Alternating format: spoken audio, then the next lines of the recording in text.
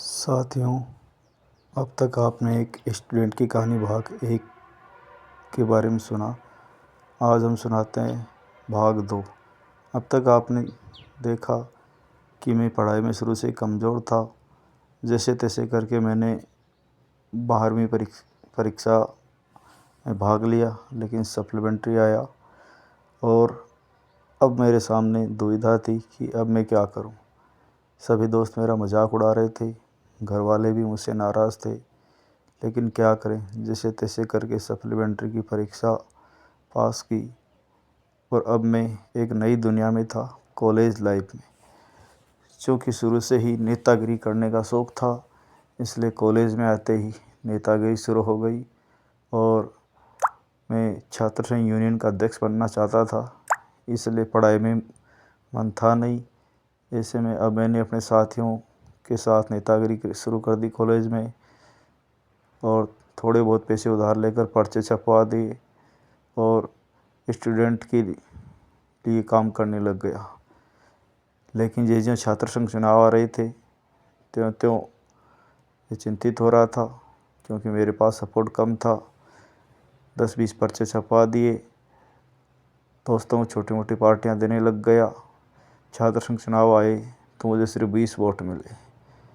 एक बार फिर मैं छात्रों निराश था कि काश ऐसा होता, कम से कम मैं छात्र संघ यूनियन का लीडर तो बन ही जाता। अब फिर परीक्षा के दिन आ गए थे, कॉलेज में परीक्षाएं शुरू हो गई थी, लेकिन हम तो पढ़ाई में फिसड्डी थे। लेकिन सीरीज़ लाकर पढ़ने की कोशिश की, लेकिन मन नहीं लगता था और वही हुआ जिसका डर था।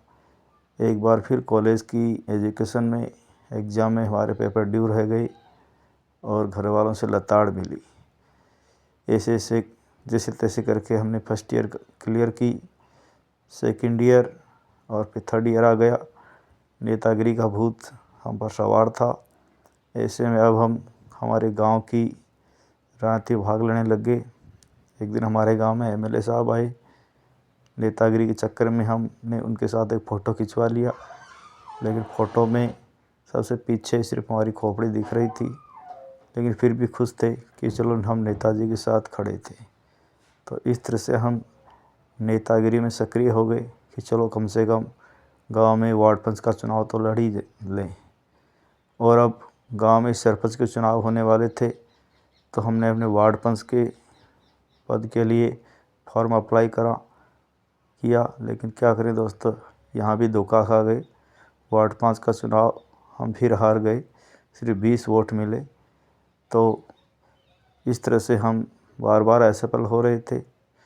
लेकिन हम सोचते हैं काश ऐसा होता, हम भी हमारे गांव के वार्ड पंच तो बन ही जाते। चलो, ये थी हमारी स्टूडेंट की कहानी भाग 2।